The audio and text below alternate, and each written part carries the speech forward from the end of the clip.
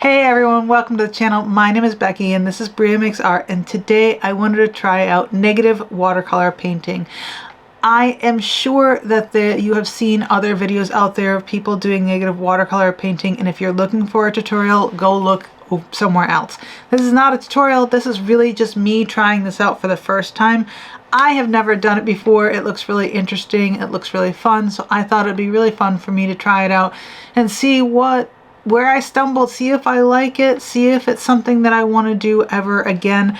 I don't know. Like I said, I haven't done it. I haven't done a ton of watercolor painting, so I thought it'd be really fun to just give it a try and see how it goes. To start off, I'm just wetting my paper because I want to make sure that I get a pretty good even wash over everything.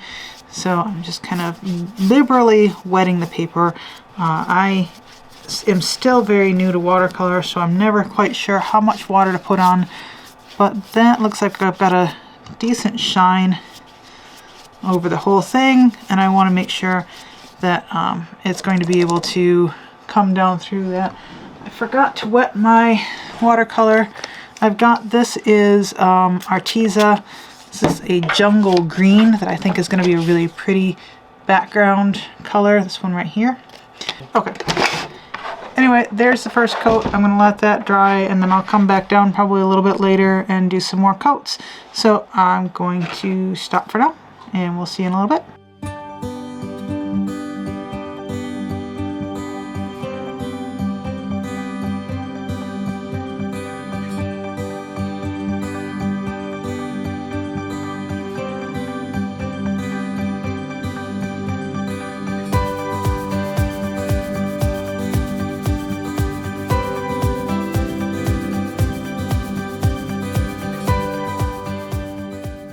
Alrighty, so I have finished my first layer on this negative watercolor painting, and so far it looks interesting. The color is a very neon color. As you can see, this was using this Dandelion Watercolor Company paint, which is the paint that Let's Make Art provides, and this is a leaf green.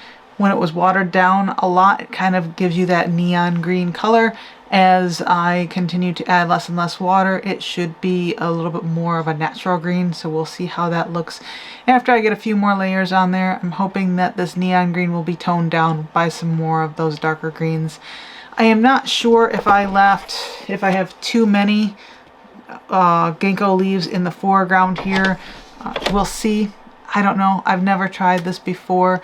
I'm also wondering if I'm going to want to do something to add a little bit more detail to these leaves that are in the foreground, because right now they're looking kind of pale, and so I'm not sure what I'm going to want to do with that. Those leaves and the initial background was painted with this, I believe it was an Arteza watercolor, which is it's a shimmery green. It's a really pretty color. I'm looking, here we go. This is the Jungle Green by Arteza. It's this bottom middle swatch right here. I really liked it, but I had it really watered down, so right now it's just kind of reading white. So we'll see how future layers go. Fingers crossed this turns out well. Like I said, this is my first time doing this, so not sure if I'm spacing things out right or whatever, but we'll see. I am not extremely happy with how this is looking right now. I want everything to be a little bit darker, so I'm just going to do a wash of green over the whole thing. So I'm going to prepare a little bit more paint over here and just do a nice wash, and hopefully it won't ruin it. Hopefully it'll just end up darkening everything a bit. So wish me luck here. Not done this before, so I'm hoping I don't ruin it.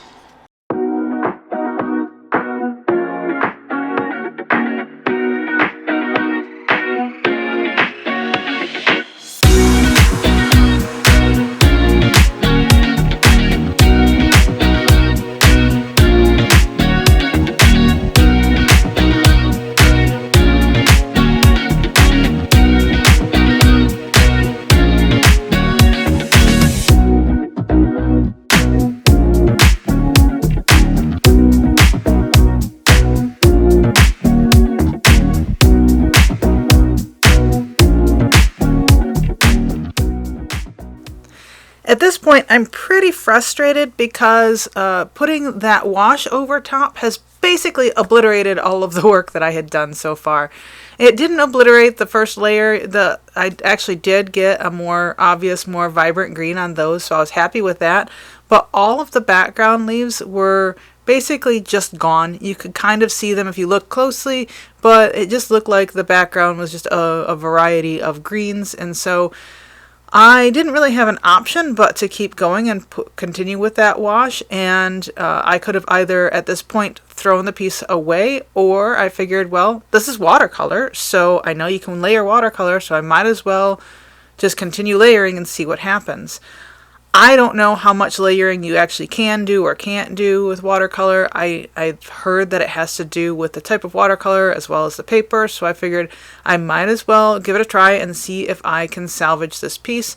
So that's what I'm doing here. I'm just reworking that background layer and going around the second set of leaves and hoping upon hope that it turns out.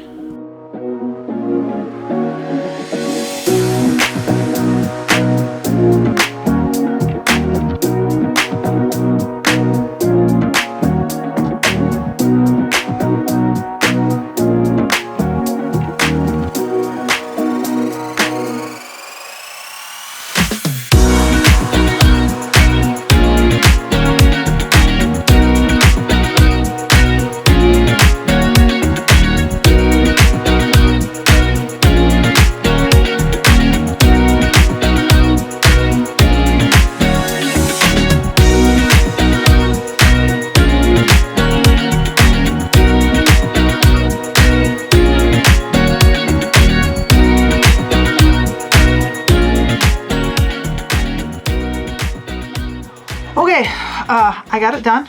I'm pretty happy with how it turned out.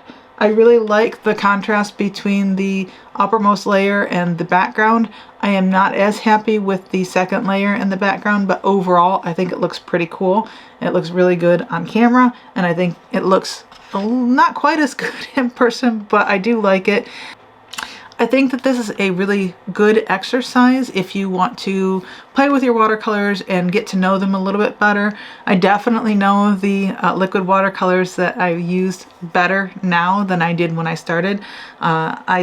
These are the watercolors from the Let's Make Art kits, and they are liquid watercolor, but they're not like the tube watercolors that you get. These are really intended to just squirt out and use straight up without adding any water to them. Obviously you can add water to them in order to dilute them, but because they are very watery, you can't really get as concentrated of a color with them as you could with either pan watercolors or like watercolor tubes. So that's something that I learned. So just kind of something to keep in mind. If you do have watercolors like this, you're not going to get as concentrated of a color from them unless you kind of let them dry out and then just reactivate a little bit with water. Another thing that I learned from this was just like water control, because I don't have a lot of experience with watercolor, so I learned a little bit more about water control and how to get a smoother wash on there, smoother gradient. I also think that this is a really cool exercise for learning about your values and learning about composition, because as you're laying out your silhouettes, you're thinking about composition the entire time. So the first layer, I was thinking about composition of that layer, and then the next layer, I was thinking about composition of that layer. And if I did a third layer, again, I'd be thinking about composition. So it's a really good exercise for all of those things. I think that if I were to do this again, and if I were to give you guys advice, I would suggest starting with a smaller piece of paper, maybe half this size, or like a small sketchbook or something like that, and do small exercises with this, because I think it'll be less frustrating. You can get through it a lot faster.